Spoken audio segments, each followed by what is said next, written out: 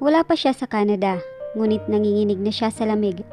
Napapahalukip-kip siya at napapabaluktot dahil parang nagyayelo ang paligid niya. Pakiramdam niya nasa North Pole siya ng mga oras na iyon. Ano ba? Ba't ka siksik ng siksik dyan? Mahinang pagrereklamo ng babaeng katabi niya. Dahil sa lamig, kaya lang naman siya napapasiksik rito. Hindi man lang kasi siya pinabaunan ng jacket ng kanyang mama. At iyon namang eroplanong sinakyan nila. Parang Antarctica ang lamig. His thin airline blanket wasn't enough to cover his body from coldness. Malamig eh. Ani niya, sabay upo ng maayos. Iniyakap na lang niya ng mas mahigpit ang kumot na nakabalot sa katawan niya. Ba't kasi wala kang jacket? Tanong ni Skylight. Nangaasar pa yata ito. Napanganga siya, saka siya tumawa ng sarkastiko. Kung sinabi mo lang sana ng mas maagang plano mo eh. Nakapag-ready sana ako, di ba? Ininsiksik niya ang sarili sa upuan, baka sakaling mapawi ang lamig. Grabe ang lamig talaga. Mahina niyang pagmumura. Tsaka siya napasulyap kay Eos. Balot na balot ito ng makapal na baby blanket at ang sarap ng tulog. Buti pa siya. Tiisin mo na lang. Ani ni Skylight. Huwag kang masiksik dito kasi maiipit si Eos. He just closed his eyes. Titiisin talaga niya kahit pamanigas siya sa lamig. Kung nasa tabi lang din naman niya si Skylight at ang kanyang anak, magtitiis siya. Hindi kayang talunin ng artipisyal na lamig ng aircon ng tuwang nararamdaman niya noong mga oras na iyon. Hindi man halata, ngunit walang mapaglagyan ng saya niya. Di nagtagal ay nakatulugan na rin niya ang sobrang lamig. Pagising niya, saktong papalabag na sa airport ng Vancouver ang eroplano. Teka, magsi-CR lang ako. Paalam niya nang palabas na sila mula sa terminal. Buong flight siyang nagtiis ng ihi dahil hindi niya kinayang tumayo dulot ng lamig. Almost 15 hours din niyang tiniis ang ihi niya. Namimilipit na ang pantog niyang tumakbo at naghanap ng public toilet. 3 minuto siyang nagtagal sa loob ng men's room. Magaan na ang pakiramdam niya paglabas niya, kaya't nakakapaglakad na rin siya ng maayos, pabalik sa lugar kung saan niya iniwan ni Skylight. Pangiting-ngiti na rin siya ng mga sandaling iyon dahil finally, masusolo na niya ang babaeng mahal niya at ang kanyang anak. Hindi niya alam kung anong mangyayari sa kanila sa Vancouver. But he's hoping for the best. Timing na lang ang kailangan niya upang sabihin sa babae ang dapat nitong malaman. Malapit na siya sa mag-ina nang makita niya ang mabilis na paglapit ng isang lalaki kay Skylight. At walang ano-anong yumakap ang estranghero sa huli. Nabigla yata ang babae kaya hindi ito nakapagprotesta agad. But after a couple of seconds, nagpumiglas ito sa mga bisig na kumulong dito. Ngunit nagbatigas ang estranghero, hindi nito pinakawalan si Skylight. Kaya naman hindi na nagpatumpik-tumpik pa si Dos. He approached them quickly, grabbed the stranger man's arm, then he punched that stranger face. Kasabay ng pagsigaw ni Skylight, sa lakas ng pagkakasuntok niya rito ay napaupo ito sa sahig. Okay ka lang? Hinarap niya si Skylight na nooy nakatulala sa pagkabigla. Nakatingin ito ng may pag-aalala sa lalaking nasa sahig, kung hindi siya nagkakamali ng interpretasyon. Bakit mo siya sinuntok? Tanong nito nang siguro ay mahimasmasan mula sa pagkabigla. Nagsalubong ang mga kilay ni Dos. Hindi ba dapat nagpapasalamat ang babae? Hinaras ito ng lalaking iyon. Ang malala pa ay nilapitan pa nito ang lalaking iyon at tinulungang tumayo. I'm sorry, are you okay? Concerned nitong tanong. Hindi makapaniwala si Dos sa nasaksihan. Kumusta ang ego niya? Ipinagtanggol niya ang babae, ngunit lumalabas na parang siya pa ang mali. Muli siyang lumapit sa mga ito at hinablot ang kamay ng babae na nakahawak sa braso ng lalaking iyon. Nagulat na naman si Skylight. Minastos ka na nga niya, tinutulungan mo pa. Ikaw pa ang nagsusorry. Dismayadong paninermo ni Dos. Niyakap lang niya ako, Dos. Hindi pambabastos iyon. Ano? Niyakap ka na lang ng bigla ng isang lalaki. Nakita ko pang nagpumiglas ka. Tapos sasabihin mong hindi yun pambabastos? Ginusto mo, ganun. Nagpapabebe ka lang. Litanya niya. Dos, hindi. Okay lang. Okay lang palang yakap-yakapin ka ng kung sino. Buwelta na niya. Hindi siya kung sino. Hindi kita maintindihan. Hirit naman niya. Makinig ka kasi. Ipinagtanggol na nga kita tapos ako pang sinisigawan mo. Sa akin ka pagalit. He's my twin brother. Okay? Kapatid ko siya. Nag-echo sa buong terminal ang boses ni Skylight. Nag-echo rin iyon sa isipan ni Dos. Para bang natakasan siya ng huwisyo sa narinig, kaya hindi siya nakaimik ng mahabang sandali. Nakanganga lamang siyang nakatitig sa babae habang ito naman ay nakamasid sa kanya ng masama. Twin, ano? Kapatid? Siya? Nauutal na wika niya sa mahinang boses. Sabay turo doon sa lalaki. Noon na lang niya napansin na kahawig nga nito ang babae. At kung mahaba lang siguro ang buhok nito, baka nga kambal na ang mukha nito. Halos kasing tangkad at kasing laki lang din niya ito. Pero tiwala siyang mas gwapo naman siya ng 3 paligo rito. Nakasuot ito ng coat na color brown, long sleeves, black jeans at leather boots. Ayos, winter na winter lang ang dating. Kaya lang hindi pa naman winter sa Canada pag ganoong mga buwan. Pahiyang-pahiya ang loob niya, lalo pa nung ngumisi ang lalaki. You did not tell me. You're with someone. Asawa mo? Tanong nito kay Skylight. Hindi pa man nakakasagot ang huli ay iniabot na ng lalaki ang kamay niya kay Dos.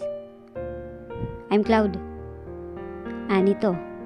Kahit hiyang-hiya siya ay pinili niyang makipagkamay rito. Ngunit bago pa man niya maabot ang kamay nito. Nice to meet you, Kin Torres. Bad trip. Hindi niya itinuloy ang pakikipagkamay at medyo tinalikuran din niya ito dahil sa pagkadismaya. Ano ka ba? Siya si Dos. Paglilinaw ni Skylight. I thought you married someone named Kin Torres, your son's father. Kinilabutan siya sa narinig. Bad trip talaga. Aniya. I've already dumped that self-centered idiot. Hindi niya anak si Eos. Anak ko si Eos. Sigaw ng isip ni Dos.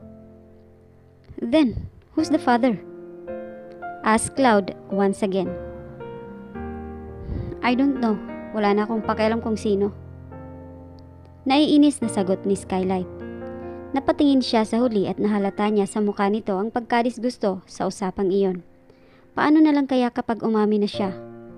Baka kamuhian siya ng babae. Buti pa umalis na tayo rito. Gusto ko nang magpahinga. Pagrereklamo ng babae. Lumapit ito sa stroller kung saan nakahiga ang baby at sinimulan na nitong iyong itulak. Sumunod naman sa paglalakad ang nakangising kapatid nito habang siya ang natirang humila sa 2 luggage bags. Sa isang subdivision sa Gibson Town sila pumasok at pumarada ang van na sinakyan nila sa tapat ng isang malaking bahay. Marahil ay bahay iyon ni Cloud. Hindi mo sinabing may kambal ka, napahiya tuloy ako.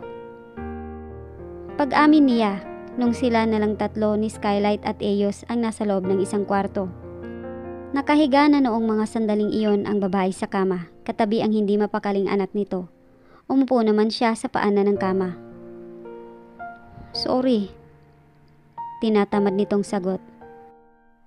Matagal na kasi niyang tinalikuran ng pagiging ong, kaya wala nang bumabanggit sa kanya sa Pilipinas. Hindi alam ni na daddy na nandito siya sa Canada at gumagawa ng sarili niyang tatak. Dito, kilala siya bilang Cloud Lopez. Gamit niya ang apelyido ng mama namin. Alam mo ba na kakatapos lang niyang mag-aral ng 2-year course in business? Pero isa na siyang multi-million businessman. Yung share niya sa manang iniwan sa amin ni mama ay pinang-invest niya ng sarili niyang negosyo. Very good for him. Ani niya sa isip, pero hindi na siya nagkomento pa. Pagkatapos ng humigit kumulang 10 minuto, ay napatulog ng muli ni Skylight si Eos habang ito ay dumidede. Tumayo ang babae at nilagyan niya ng mga kumot ang magkabilang gilid ng bata bilang harang kung sakaling maglikot ito habang natutulog. Pinanood ito ni Dos ang bawat galaw sa paghahanap nito ng mga damit sa maleta. Paghila nito ng tuwalya mula sa kabinet at pagpasok nito sa banyo. He waited for her because once she's done, sasabihin na niya ang dapat niyang sabihin. But waiting for her to get out of the bathroom seemed like forever. Hindi na siya makapaghintay.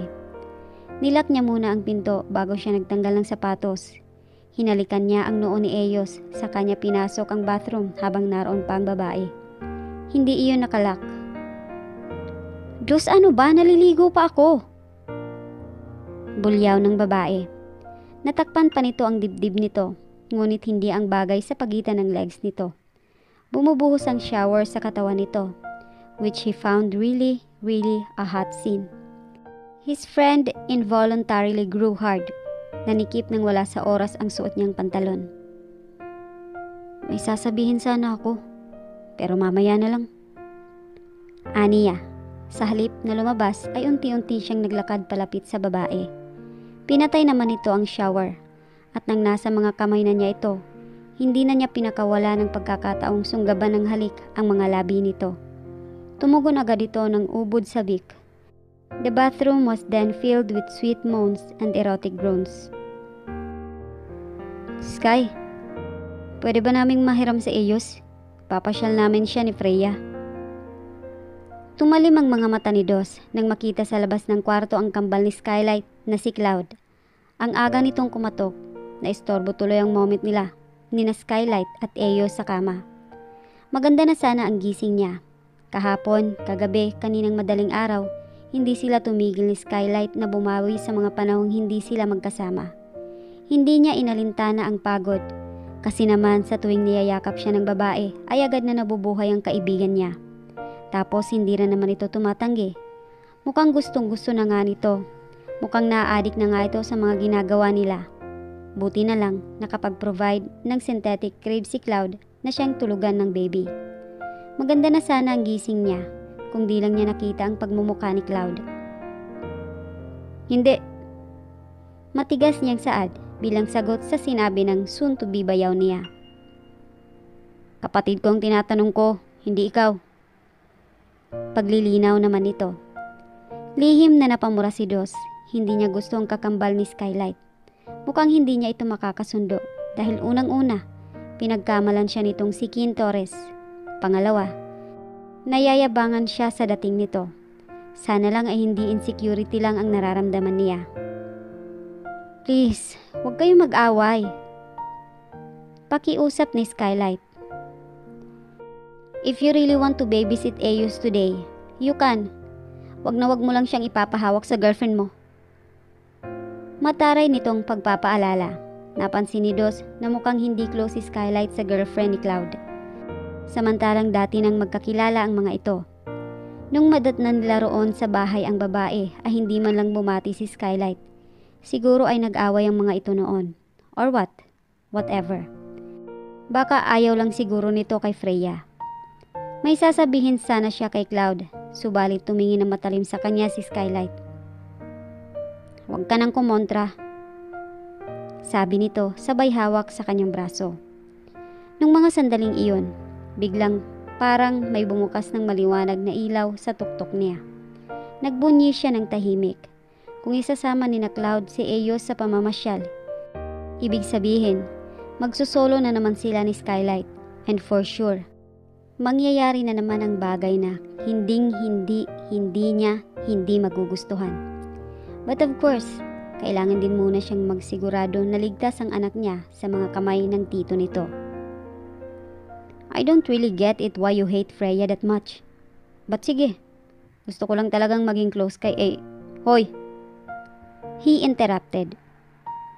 Kapag may nangyaring masama kay Eos, humakbang siya palapit sa lalaki at nakipagtitigan ng mata sa mata. Papatayin kita. Matapang niyang pagbabanta. But Cloud stared at him like he wouldn't give a damn before nodding with eyes closed. Good. Sabi naman niya bago siya tumalikod. After all, kambal ito ng babaeng mahal niya, kaya pwede na rin niya itong pagkatiwalaan. Papayag ba naman si Skylight na ipahiram ang bata rito kung hindi ito mapagkakatiwalaan at first place? Pinanood niya kung paano paliguan ng babae ang anak nila, kung paano niya ito binihisan. Pinadede at pinahiga sa kama. Magaan ang pakiramdam niya habang pinagmamasdan ang bawat paggalaw ng mga ito. Ang bawat pagngiti ng babae at ang bawat pagtawa ni Baby Ayos. Every detail is invaluable. Wala na siyang mahihiling pa kundi maging isang ganap na pamilya silang tatlo. That would be the greatest thing to happen. Dumating ang pananghalian at oras na para lumabas sina Cloud kasama si Ayos. Nagpabaon din si Skylight ng extra shirt at diaper na inilagay nito sa maliit na bag kasama ng tinimpla nitong infant milk. Bago umalis sina Cloud ay sinabihan ulit ito ni Skylight na wag nitong ipapahawak kay Freya ang bata, na tinanguan naman nito.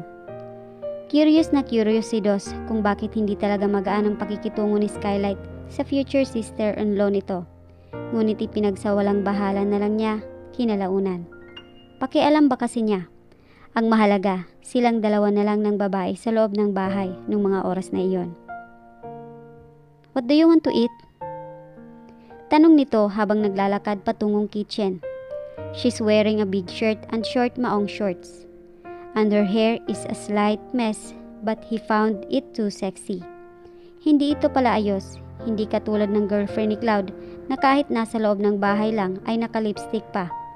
Pero si Skylight, kahit ano pang suot nito o estilo ng buhok nito at kahit walang kulay ang mukha nito, ay maganda pa rin, even without lipstick. Her lips is pinkish to cherry red. You. Absent-minded na sagot ni Dos.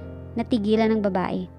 Masyado kasi siyang nadala sa itsura nito, kaya iyon ang lumabas sa bunganga niya. But when he realized it, ngumiti siya para hindi nito masamain ang kanyang sinabi. Can't get enough of me? Nakangiti nitong sabi habang naghahanda ng pagkaing ima-microwave. He felt a feeling of relief. Buti naman at marunong na itong sumakay sa mga sinasabi niya. Umiling siya, ngunit tumango rin nang may malapad na ngiti sa labi. It's true that he can't get enough of her. Mahihirapan yata siyang magsawa sa katawan nito. Tumawa ito, umupo naman siya sa isang wooden chair at pinanood ito sa pag-ikot-ikot sa kusina. Di nagtagal, lumapit na ito sa kanya at walang sabi-sabing umupo sa kanyang kandungan. It's his pleasure, so he quickly wrapped his arms around her. Yumakap naman ang isa nitong kamay sa likod niya. Don't you miss something like this? She asked, which made him curious. Sigurado, ganito kayo ng ex mo noon, no? Of course, you shared thousands of sweet moments together. She sounded so jealous. Kayo rin naman ni Kin. Ganti niya. Sinasadya niyang kahit idikit ang mukha niya sa pisngi ng babae, habang pasimpleng inaamoy ang bango nito. Habang ang alaga niyang naiipit sa pagitan ng katawan niya at pang-upo nito ay nagsisimula ng magising. Skylight looked at him with gentle eyes. Napanguso muna ito bago nagsalita. He's never been so sweet to me. He never kissed me the way you're kissing me. He never embraced nor touched me like you did. Akala ko nga noon, ganun ang normal na relationship. Hindi pala. Boring pala yung kung tutusin. Sa'yo ko lang nalalaman na marami pa palang pwedeng gawin sa loob ng isang relasyon na mas masaya, na mas exciting. She cupped his face, then out of the blue, she stole a kiss from him. Ikinatuwa naman iyon ni Dos. Actually, natutuwa siyang malaman na nagsisimula na ngang mag-open up sa kanyang babae dahil ibig sabihin lang nun ay mas nagiging komportable na ito. At naniniwala siyang simula na iyon ang pagbibigay nito ng tiwala sa kanya. May gusto kong itanong. Sana hindi ka ma-offend. Pahayag niya nang maalala niya ang isang bagay na matagal na niyang gustong itanong sa babae. Ano yun? Masuyong tanong ng huli. Bumuntong hininga siya dahil may kaunting pag-aalangan pa sa kanyang loob. When he gained strength, niyakap niya ng mabuti ang babae at sinimulan niya niyang haplusin ang hita nito. Gusto ko lang malaman kung nung kayo ni Kin, may nangyari ba sa inyo? Hindi pa man siya natatapos magtanong ay umiling na si Skylight. We didn't end up more than kissing, na ipinagpapasalamat ko ng lubos. I don't know if my first sex was romantic or not because I can't even remember that. But that's how Eos was created. Hindi siya nakapagsalita sa mga narinig. That was one hell of a revelation that he wasn't expecting to be heard, but somehow made him grab hold of the trophy. He's her first. Sapat na ang nalaman niya upang isipin niyang kailangan niyang bumawi sa mga pagkakamaling nagawa niya rito. And on the top of it, kailangan na niyang sabihin sa babae ang katotohanang siya lang din at wala ng iba ang ama ni Eos. I'm sorry. Lumabas iyon sa bunganga niya nang hindi niya iniisip. Nagsalubong ang mga kilay ni Skylight pero nakangiti ito. Skylight, alam kong walang kapatawaran ang ginawa ko. Pero kahit na ganun, humihingi pa rin ako ng patawad. Her smile slowly vanished and curiosity on her face arose. Hinawakan niya ang magkabila nitong mga pisngi upang hindi ito tumingin sa ibang direksyon, upang hindi siya madistract. I'm sorry for being too careless to care about what was happening that night or who I was with. I'm sorry for being too irresponsible for leaving you before the morning came. I'm sorry for being such a coward dumbbell. Yung taong nag-donate ng bone marrow kay Eos na akala mo si Kin. Skylight, ako yun.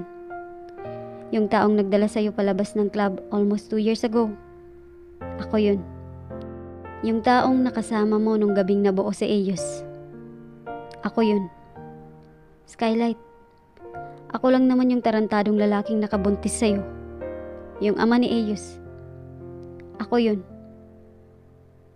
Namuo ang tubig sa mga mata niya, ngunit hindi kay Skylight. Nakatitig lang ito sa kanya ng malalim. Siguro ay dahil nabigla ito sa mga revelasyon niya o hindi pa lubos na pumaproseso sa utak nito ang kanyang mga sinabi. O tumitsyempo lang ito ng kung paano siya nito sasagutin. He got no definite answer, ngunit kahit magalit ito, tatanggapin niya. Ang mahalaga, nasabi na rin niya sa wakas ang natitirang bagay na nagpapabigat sa kanyang dibdib. Skylight, sampalin mo ko kung yun ang nararapat. Saktan mo ko hanggat gusto mo. Pero hindi na natin mababagong katotohanan ng anak ko si... Dahilan Eros. Tumigil siya nang tanggalin ng babae ang mga palad niya sa pisngi nito upang ito naman ang magdampi ng palad nito sa kanyang pisngi. Thereafter, she leaned close to his face and murmured a sweet word. I love you.